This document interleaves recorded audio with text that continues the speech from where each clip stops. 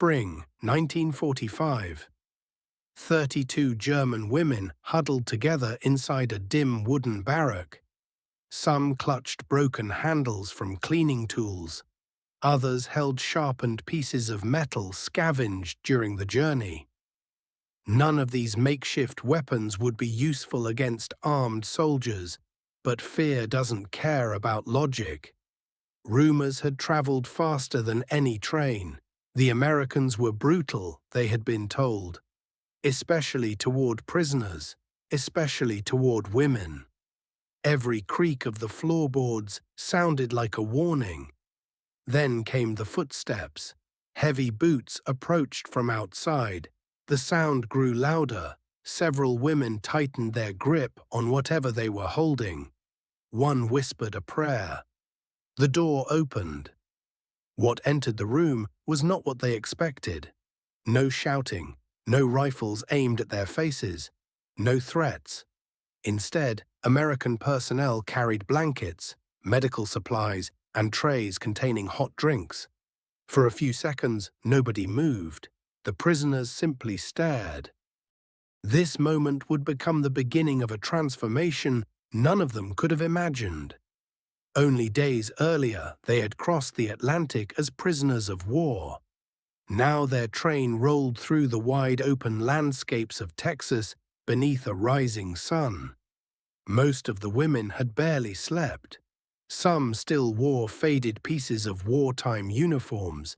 Others wrapped themselves in coats patched together from whatever fabric could be found during the final months of the war. They sat silently as the train slowed. Metal wheels screeched against the rails. Several women exchanged nervous glances. Nobody knew what waited outside. One woman named Helga later admitted that she expected humiliation.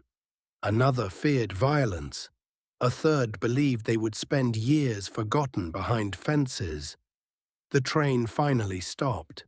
When the doors opened, warm air flooded inside. It smelled of dust, grass, and food cooking somewhere nearby. That smell alone felt strange. Many of the women had spent months surrounded by shortages, smoke, and destruction. Outside stood American soldiers, but something felt wrong, or perhaps right. Nobody was screaming, nobody was pointing weapons. Instead, officers carried paperwork and clipboards. One lieutenant stepped forward. "Welcome," he said calmly. "Please exit carefully." Several prisoners looked at each other in confusion. The politeness seemed almost suspicious.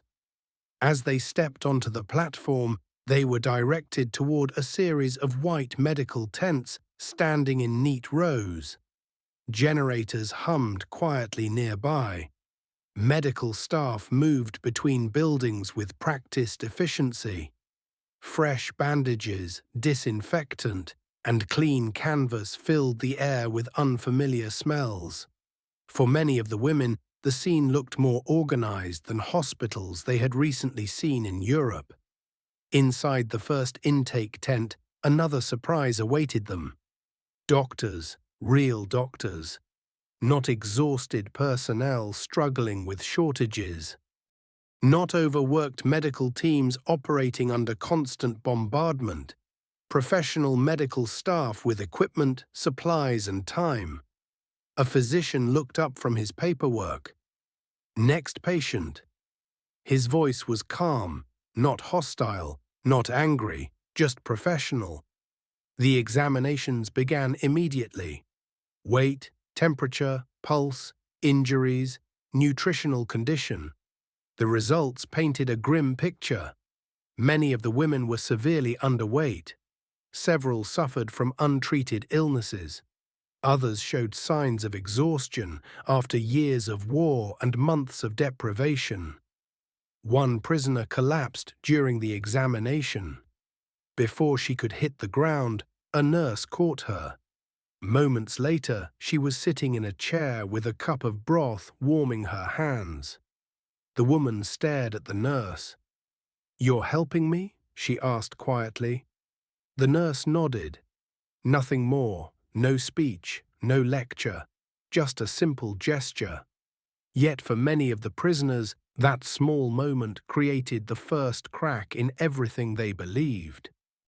The fear was still there, but now confusion had joined it, because nothing was happening the way they had expected, and the biggest surprise was still waiting ahead. The camp looked nothing like the place the prisoners had imagined. For years they had been told stories about what would happen if they ever fell into enemy hands. American propaganda was described as a lie. German propaganda was presented as truth. The message was simple: capture meant suffering. Yet everything they saw seemed to contradict that belief. After completing medical examinations, the women were escorted deeper into the camp. Barbed wire surrounded the perimeter, and armed guards stood watch from towers. Nobody forgot they were prisoners, but inside those fences, life appeared surprisingly normal. Rows of wooden barracks stretched beneath the Texas sky. Laundry hung from clotheslines. Small gardens had begun appearing beside some buildings. A recreation field occupied part of the compound. The women exchanged uncertain glances. One whispered, "This can't be real." Another nodded. She was thinking the same thing. When they entered their assigned barracks, a new surprise awaited them.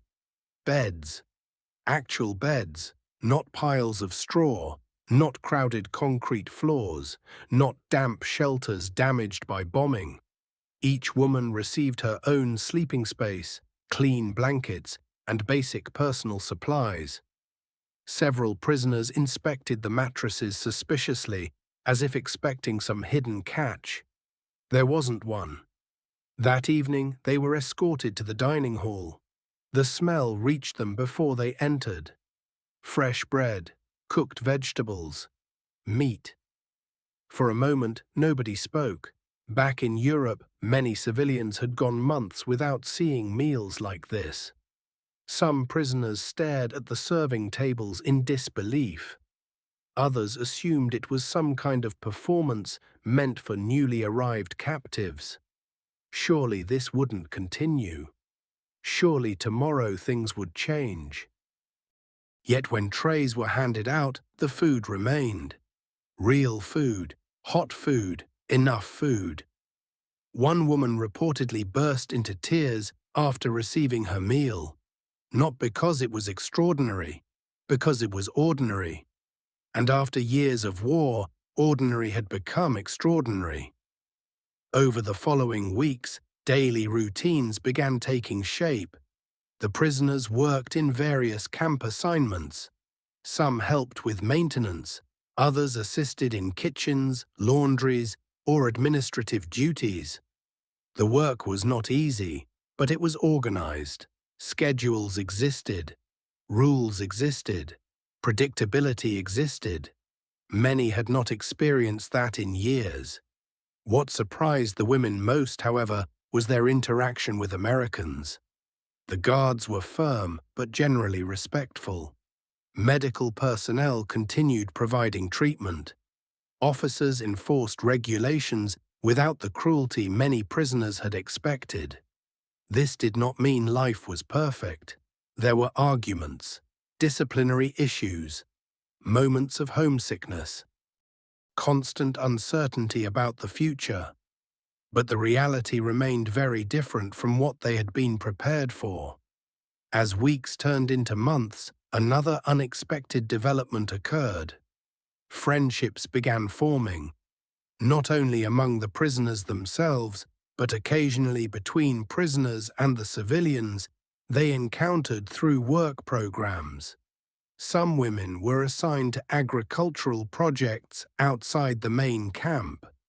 Texas farmers faced labor shortages because so many American men were serving overseas. Prisoners helped fill that gap. For many German women, it was their first direct exposure to ordinary American life. They met families. They saw schools. They visited farms. and what they found often challenged years of assumptions. The Americans they encountered did not resemble the monsters described by wartime propaganda. They worried about their children. They complained about work. They laughed at jokes. They lived ordinary lives. The realization was unsettling. Because if one part of what they had been taught was wrong, what else might be wrong too? Some prisoners began asking questions they had never considered before. Questions about the war. Questions about Germany. Questions about the leaders who had promised victory. Questions that would become even harder to ignore when news from Europe finally arrived. And that news would change everything. The news arrived gradually. At first it came through rumors, a guard mentioning a major development in Europe, a newspaper headline glimpsed from a distance, a conversation overheard during work assignments. Then the reports became impossible to ignore. Berlin had fallen. Adolf Hitler was dead. Germany had surrendered. For many of the women, the announcement felt unreal. Some refused to believe it. Others sat silently for hours, staring at the floor. A few broke down crying. Not everyone cried for the same reason. Some mourned family members whose fate remained unknown. Some feared they would never see home again. Others were struggling with something far more painful. The realization that everything they had believed for years might have been a lie. The war was over. Yet for the prisoners, a different journey was only beginning. Inside the camp, discussions became increasingly intense. Women gathered in small groups after work, talking late into the evening. What would happen next? Would they be sent home immediately? What was left of Germany? Did their families survive? No one had answers. Meanwhile, American officials introduced educational programs throughout several prisoner facilities. Newspapers became more available, books circulated through the camp. Documentaries and newsreels were shown to prisoners. Some of the material focused on events that had occurred during the war. At first, many women reacted with disbelief. The images seemed impossible. Destroyed cities, mass graves, concentration camps, millions of displaced civilians moving across Europe.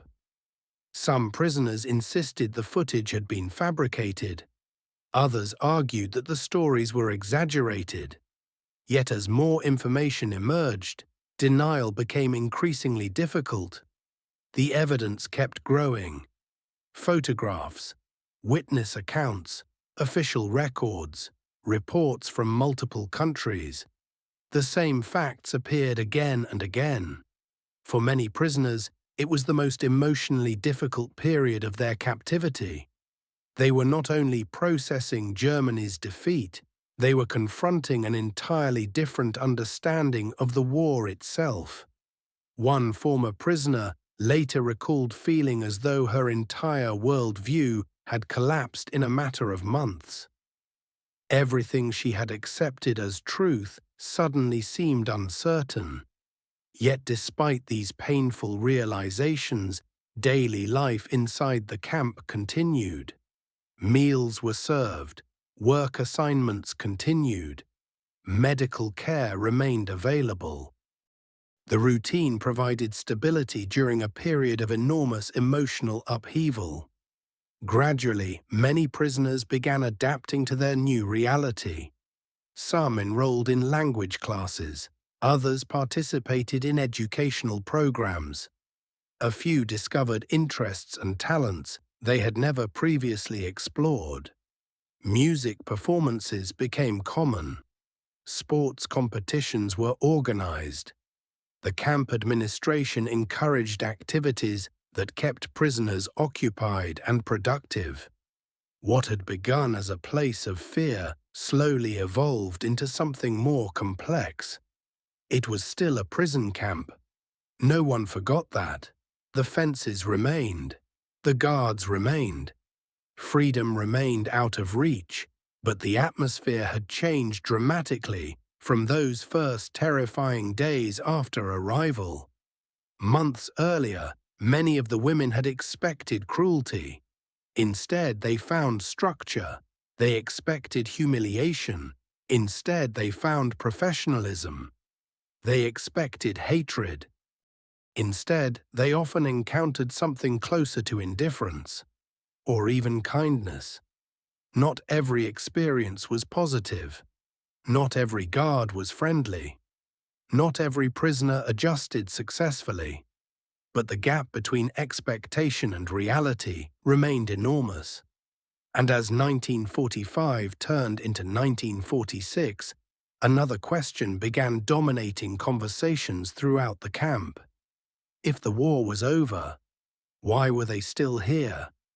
The answer lay thousands of miles away, in a devastated Europe, struggling to rebuild from the ruins of the largest conflict in human history. And when the order finally came for the women to return home, many discovered that leaving the camp would be far more complicated than entering it.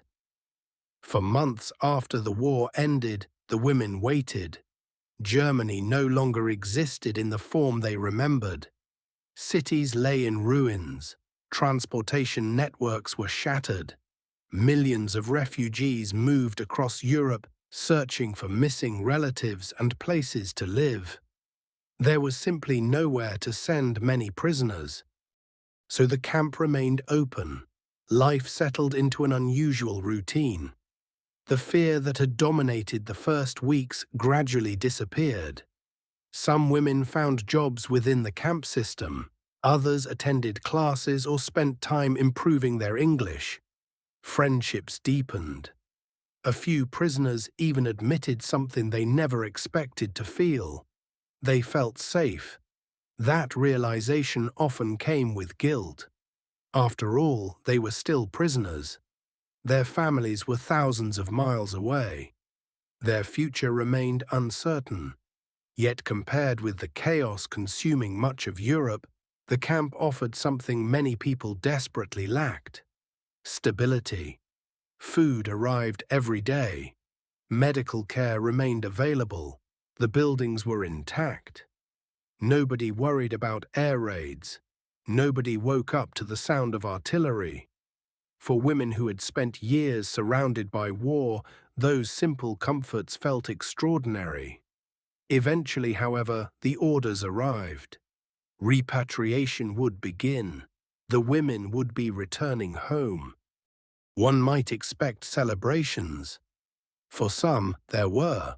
But many prisoners experienced a different emotion: anxiety. What exactly was waiting for them in Germany? Letters from relatives described destroyed neighborhoods and shortages of almost everything. Entire cities had been reduced to rubble. Families had been separated across occupied zones. The Germany they remembered no longer existed. As departure dates approached, many women packed the few belongings they had accumulated during captivity. Some folded photographs into small envelopes. Others packed books they had received in camp libraries. A few carried gifts given by Americans they had met during work assignments. Simple objects, yet each represented a memory that contradicted everything they had expected when they first arrived. The journey home began in stages. Trains carried prisoners to ports. Ships crossed the Atlantic. Convoys moved through a Europe still recovering from war. When the women finally returned, many found scenes that were difficult to describe. Entire streets gone, homes destroyed, friends missing, families scattered. For some, rebuilding life would take years. Yet something else returned with them: a different understanding of the world. Many former prisoners later spoke about how their time in captivity forced them to question assumptions they had accepted without hesitation before the war. The experience didn't erase suffering. It didn't erase loss. And it certainly didn't erase the fact that they had been prisoners. But it challenged the image of the enemy they had been taught to believe. Years later, historians studying these camps reached an interesting conclusion. One of the most powerful aspects of the American prisoner of war system wasn't punishment.